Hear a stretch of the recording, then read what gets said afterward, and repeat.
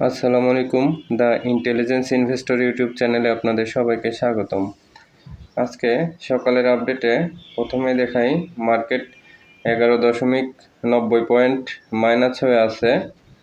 So ডিএসসির ইন্ডেক্সে যাব, এর আগে চলুন দেখে আসি যে মনোস্পুল শেয়ারটা এখান থেকে মার্কেট খারাপ হলেও আরেকটা সুইং নিতে পারে। আর যে শেয়ারগুলা ভালো হচ্ছে, যে কন্টিনিউয়াস শার্প ইন্ডাস্ট্রিজ তো ভালো হচ্ছেই, এটা কন্টিনিউয়াস ভালো হচ্ছে, বাট এখন এসে হাই রেটে কেউ শেয়ার কিনতে পারবেন না, এগুলা নেওয়া যাবে না, রিস্কি শেয়ার। এখন মার্কেটের খুবই অবস্থা, সাবধানতার সাথে স্টেপ নেবেন।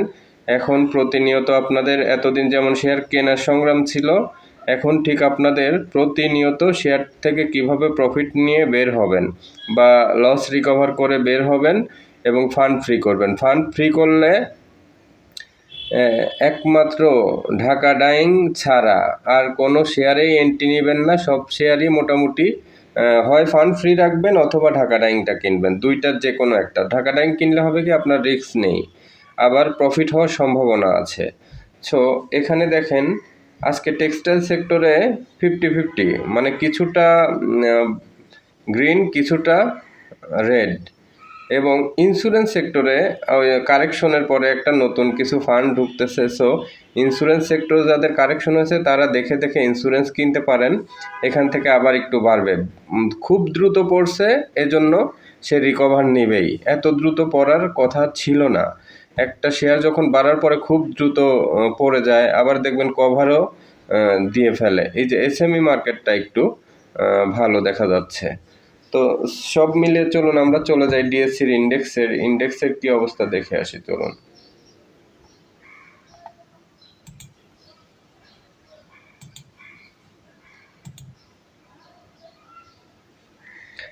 ডিএসসির ইন্ডেক্সটা দেখেন, এখান থেকে যেটা হচ্ছে ডিএসসির ইন্ডেক্সটা কারেকশনেরই ইঙ্গিত দিচ্ছে, বাট কারেকশন কতটুকু হবে, কয়দিন হবে, এটাই আমাদের এখন দেখতে হবে। এখন এই যে এখানে দেখেন এই লেভেলে এই লেভেলে ধরলে 5,796, এই লেভেলে হয়তো আসতে পারে। এখান থেকেই যদি মার্কেট ঘুরে যায় তাহলে মার্কেট আরেকটা বড় সুইং নেবে, আর যদি না ঘুরে তাহলে 5,796 পর্যন্ত একটা সাপোর্ট আছে। দেখা যাক। মার্কেট এখন অবজার্ভ করবেন আপনারা, কোনো শেয়ার নতুন করে কিনবেন না, অবশ্যই কোনো দিকে যাবেন না। মিউচুয়াল ফান্ড সেক্টরে দেখে দেখে মিউচুয়াল ফান্ড সেক্টরটা কিনবেন, মিউচুয়াল ফান্ড কমে পাইলে কিনবেন, কারণ মিউচুয়াল ফান্ড মার্কেট খারাপ হলেও কোনো না কোনো একটা সাইড স্ট্যান্ড করবে। সে সাইড কোনটা? সে সাইড হচ্ছে মিউচুয়াল ফান্ড।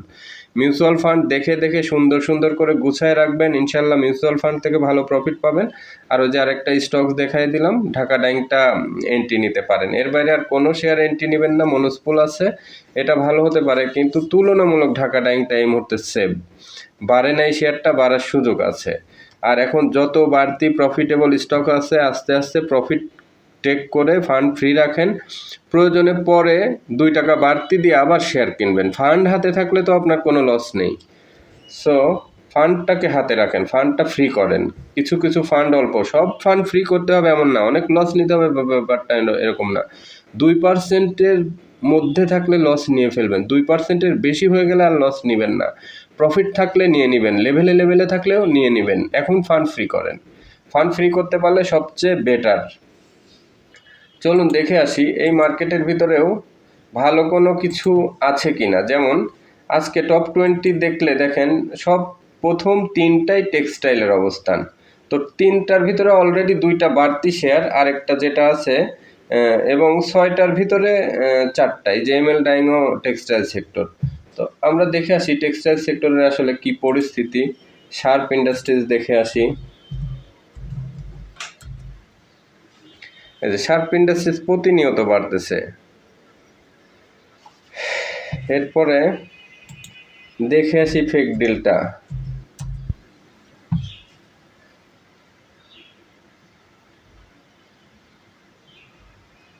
নেট একটু স্লো আছে, আপডেট নেওয়া পর্যন্ত অপেক্ষায় থাকুন। এখনও যারা আমার চ্যানেলটি সাবস্ক্রাইব করেননি অবশ্যই চ্যানেলটি সাবস্ক্রাইব করবেন, লাইক কমেন্ট শেয়ার করে সাথে থাকবেন। আর মার্কেট যখন খারাপ হয়, খারাপ হওয়াটাকেও জানি, মার্কেট সবসময় সবাই বাড়তি দেখলে মনের ভিতরে একটা প্রফুল্লতা থাকে, ভালো লাগা কাজ করে। মার্কেট খারাপ হলেও ভালো লাগাটা কাজ করবে। কিভাবে কাজ করবে? আপনি যখনই ফান্ড ফ্রি করবেন তখন মার্কেট খারাপ হতে দেখলেও দেখবেন আপনার ভালো লাগা কাজ করবে। মনে হবে যে হ্যাঁ, এখন যত কমে আসবে আমার তো ফান্ড ফ্রি আছে, আমি কম দামে কিছু শেয়ার কিনতে পারবো। এজন্য এই ভালো লাগাটা নিজের মধ্যে আনার জন্য অবশ্যই কাছাকাছি লেভেলের প্রফিট থাকা শেয়ারগুলো প্রফিট টেক করে ফেলেন।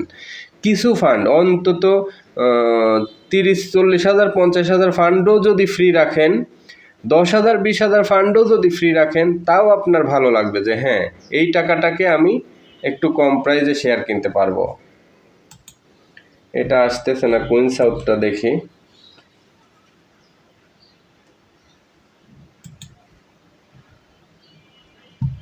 নেটের অবস্থা খুবই বাজে অবস্থা। হ্যাঁ, কুইন সাউথটাই যে টেক্সটাইলের ভিতরে আগেও বলেছিলাম, এখনও বলছি, কুইন সাউথটা নতুন করে নেওয়া যায়। দেখেন এখানে এমএসসিডিটা ভালো অবস্থান আছে। তাহলে টেক্সটাইল সেক্টর, আমার অ্যাজাম্পশন সামনে টেক্সটাইল সেক্টরের কিছু শেয়ার ভালো হবে। এর ভিতরে 1 নম্বরে বলেছিলাম যে কুইন সাউথ, 2 নম্বরে বলেছিলাম ডিএসএসএল। এই দুইটা শেয়ারকে আপনারা টার্গেট করতে পারেন, ঢাকা ডাইংকে টার্গেট করতে পারেন। তাহলে টেক্সটাইলের ভিতরে আপনাদের সাজেশন দিয়ে দিলাম। এখন চলে যাব আমরা টেক্সটাইলের বাইরে কোন স্টকটি আছে। যে আইটিসির অবস্থান কালকের চেয়ে আজকে একটু স্লো। মনোস্পুলটা একটু মনে হচ্ছে ভালো হবে, মনোস্পুলটা দেখব আমরা। এরপরে দেখব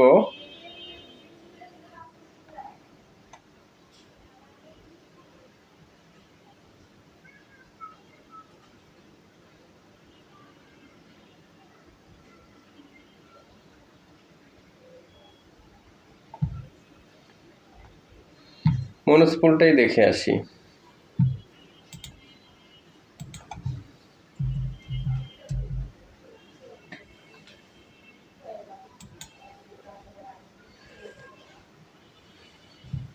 মনোস্পুলটা এখানে থেকে মনোস্পুলটা একটু ঘুরতে পারে। আপনারা এখন যেটা করবেন, এখন কিন্তু স্টক সিলেকশন সাজেশনের ব্যাপার না, ব্যাপার হচ্ছে আপনি গা বাঁচানোর জন্য, রিলিজ নেওয়ার জন্য আপনাকে কি করতে হবে, কোন শেয়ারটা আপনি অ্যাভারেজ করলে ভালো হবে, কোন শেয়ারটা কমছে আপনার করে অ্যাভারেজ করবেন, কোনটা ফান্ড ফ্রি করবেন, এগুলো সব ডাইনামিক ডিসিশন নিতে হবে। আমি আজকে রাত্রে সবগুলা স্টক নিয়ে ইনশাল্লাহ, যতগুলা স্টক আছে সবগুলা নিয়েই একটা লাইভ করব। লাইভ কয়দিন করা হচ্ছে না, আজকে ইনশাল্লাহ লাইভ করব, আপনারা লাইভে থাকবেন। এবং কোন শেয়ার কোন পর্যন্ত কারেকশন হতে পারে, কি হতে পারে, এগুলা নিয়ে আমার ডিসকাশন থাকবে। সো এখন নতুন করে যে শেয়ারই স্বপ্ন দেখাক, আমি আপনাদের বলে দিয়েছি যে ঢাকা ডাইং, কুইন সাউথের চেয়েও বেটার ঢাকা ডাইং। এগুলা শেয়ারে থাকলে আপনার ফান্ড কমবে না, বাট বাড়ার সময় হঠাৎ করে 2টা 3টা 4টা হল্টেড পেয়ে যেতে পারেন। এজন্য বা ফান্ড ফ্রি করলেন, যে কোনো সময় লেভেলে থাকলে ফান্ড ফ্রি করার জন্য এগুলো স্টকস ভালো। আর মিউচুয়াল ফান্ড দেখে গুছাবেন, খুব কম, যেমন 4 টাকার নিচের মিউচুয়াল ফান্ডগুলো যেগুলো ভালো আছে, কালকে বলেছি এবি ব্যাংক মিউচুয়াল ফান্ড, আপনার ফার্স্ট জনতা, এক্সিম, আইএফআইসি, এই মিউচুয়াল ফান্ডগুলো বলে দিয়েছি যে আজকে স্লো থাকবে, কালকে দেখবেন যে আবার মিউচুয়াল ফান্ড নেক্সট রবিবারে বা সোমবারে আবার মিউচুয়াল ফান্ড বাড়বে। সো এই যে স্লো থাকা, এই যে বাড়া, এগুলো সব মার্কেটের একটা পার্ট। মার্কেট কমা বাড়া এগুলো মার্কেটের একটা পার্ট। মার্কেট যখন খারাপ থাকবে আপনারা মেন্টালি খুবই মনোযোগটাকে মার্কেটের দিকে শুধু অ্যানালাইসিস করবেন, বাট ঠান্ডা মাথায় ব্রেনটাকে অন্য কাজে ব্যস্ত রাখবেন। মার্কেটটা যখন খারাপ থাকবে কিছু ফান্ড ফ্রি করে দেখবেন খালি মার্কেট কখন ঘুরবে সে পর্যন্ত ফান্ড ফ্রি করে ওয়েট করবেন। আর এই সময়টা যদি প্রতিনিয়ত শেয়ার কিনতে থাকেন, বাছাই করতে থাকেন, বাই সেল করতে থাকেন, ভুল ডিসিশন অনেক হবে, এতে বড় লসে পড়ে যাবেন। এই লসটা রিকভার করার জন্য এবং মার্কেট থেকে নিজের নজরকে সরিয়ে রাখার জন্য এখন এই যে বিভিন্ন কোর্স করবেন, বিভিন্ন ফেসবুকে স্টক মার্কেট রিলেটেড ডাটাগুলা দেখবেন, শিখবেন, এই জিনিসগুলো শিখবেন। আবার কিছু সময় বিভিন্ন জায়গা থেকে বিভিন্ন এলাকা ঘুরে আসবেন, আপনার কাছে কোনো এলাকার অন্য কাজে, ফ্যামিলি পারপাস বা ট্যুর পারপাস, যখন মার্কেটটা খারাপ থাকবে মনোযোগটা এবং মনটা প্রফুল্ল রাখবেন সব সময়। ফান্ড ফ্রি থাকলে মনটা প্রফুল্ল থাকবে, এজন্যই ফান্ড ফ্রি করা দরকার। দিন শেষে আপনার ঘুমকে আপনি নষ্ট করতে পারেন না। শান্তি মতো ঘুমাতে পারাটা হচ্ছে যে, টাকা কেন ইনকাম করে মানুষ শান্তিতে থাকার জন্য। এখন টাকা ইনকাম করার জন্য মার্কেট একটু খারাপ দেখলে অনেকেই দেখে অনেক বিষণ্ণ, খুব বিষণ্ণতায় ভোগে, খুব খারাপ সময় পার করে। এইটা তো করার দরকার নাই। টাকা ইনকামের করবেন ভালো থাকার জন্য। সেই ভালোটা যদি না থাকতে পারেন, তাইলে এই টাকা দিয়ে কি হবে? এই মার্কেট দিয়ে এভাবে বিষণ্ণ থাকলে কি হবে? মার্কেটে আজকে ফান্ড ফ্রি করেন, কালকেই দেখবেন আপনিই নিজে চাইবেন যে মার্কেট আরেকটু কমুক। মার্কেট বাড়াটা যেমন আপনার জন্য প্লাস পয়েন্ট, মার্কেট কমাটাও আপনার জন্য প্লাস পয়েন্ট হিসেবে নিতে হবে। এই মার্কেটে আপস ডাউন, এটাই মার্কেটের ন্যাচারাল একটা ব্যাপার। এই যে বাড়াটাকে যেভাবে এনজয় করেন, কমাটাকেও এনজয় করা শিখতে হবে। যেদিন কমাটাকেও এনজয় করা শিখতে পারবেন, সেই দিন ভালো করবেন।